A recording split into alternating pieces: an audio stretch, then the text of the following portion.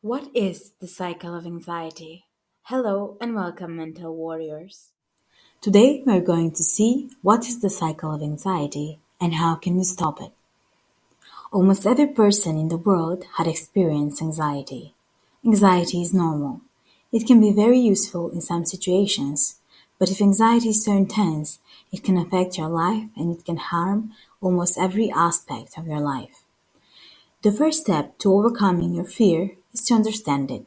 With this, you will be able to take control of your life again and overcome anxiety. So first, you need to understand the cycle of anxiety. As we said before, even the most confident person will feel fear and anxiety sometimes. But in some circumstances, that fear and anxiety can get more severe and a person is no longer able to control this fear. If you want to get out of this anxiety cycle, you need to become aware of the cycle and you need to understand it. With this, you will block your anxious thoughts and feelings that drive your anxiety and behavior, and you'll learn to control your thoughts, feelings, and behavior. So, the first step in this cycle is fear. Every cycle of anxiety starts first with the fear of a certain situation or certain thing. This may be something that makes you uncomfortable or anxious, so you start developing uncomfortable symptoms like shortness of breath, trembling, sweating. These symptoms make you feel uncomfortable and make you avoid this situation. This is the next step in the cycle of anxiety, avoidance. Because you don't feel comfortable in those situations, you're trying to avoid them. Physical avoidance is one way to avoid fear. This means that you altogether avoid this situation. For example, if you're scared of a large group of people, you just avoid going to crowded places. So physical avoidance makes you remove yourself from the situation and never participate in the situation that makes you anxious. There is also emotional avoidance. This is when a person faces their fears and manages to suppress the negative emotions. For example, when you're too shy to speak to a group of people, you may use drinking to suppress the fear. But this isn't solving the problem. In many cases, it is just making it worse.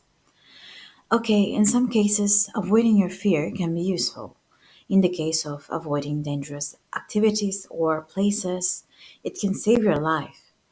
But in most cases, when we avoid one fear, for example, fear of public speaking, fear of meeting new people, fear of driving, or similar situations like this, the fear just gets worse and grows. And with time, you will need much more energy to face your fear and resolve the issue. The next step in the cycle of anxiety is the sense of relief after the avoidance. The problem with this is that relief is just short lived. For example, you don't do the presentation in front of your colleagues, or you don't go to the party. You will feel relief at the moment, but later you will feel guilty because you didn't try. You can also lose many chances if you don't face your fear and get out of your comfort zone. And in the long term, this fear will grow and you will need much more energy to face it and overcome it. This leads us to the fourth step in the vicious cycle of anxiety, and that is long-term anxiety growth. When you avoid certain situation that makes you anxious, your brain learns.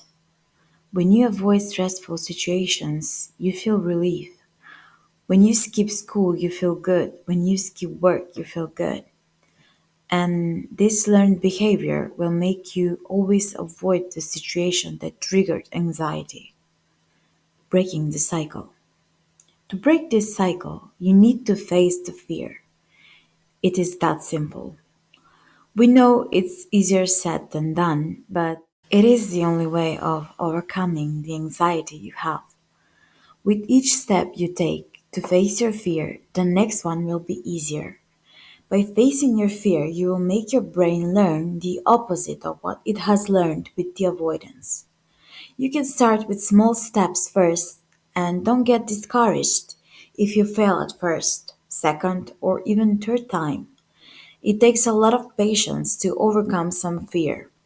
You can usually never get over it with just one try. But with every step, it will become easier. You can consult some professionals to guide you through this process. You will get over the fear only with consistency and fight. You should remember never to give up on trying to face and overcome your fear. Thank you for watching. We hope you liked this video and found it helpful. Please share with somebody who needs it. We would really appreciate if you subscribe and like this video so we can continue sharing mental health content.